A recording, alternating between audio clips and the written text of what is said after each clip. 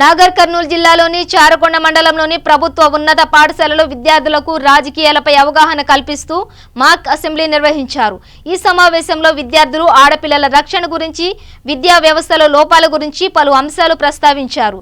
ఈ కార్యక్రమంలో ఎంయూఓ శంకర్ నాయక్, బొడ్డుపల్లి రాములు, ఉపాధ్యాయులు మరియు గ్రామ ప్రజలు పాల్గొన్నారు।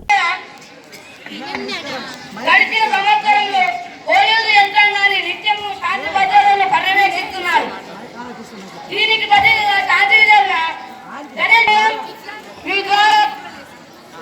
మిత్రులకు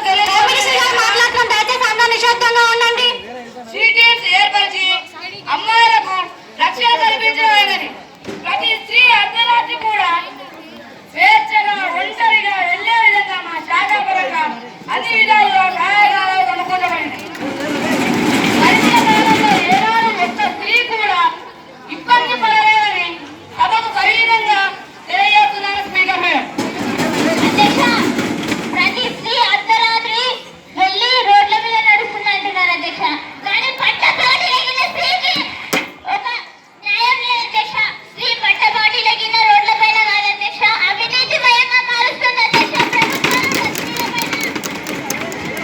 అధ్యక్ష, ఈరోజు సీఎం మంత్రిగా హోమ్ మినిస్టర్ గారు అన్నారు, రాత్రిపూట కూడా ఆడవాళ్ళు పోతున్నారు కానీ దొంగల బారిన ఎంత బాధపడుతున్నారో ఒక్కసారి ఆలోచించాలని కోరుతున్నాను అధ్యక్ష। దీనిపై నాకు సమాధానం కావాలి అధ్యక్ష, దీనిపై నాకు సమాధానం కావాలి।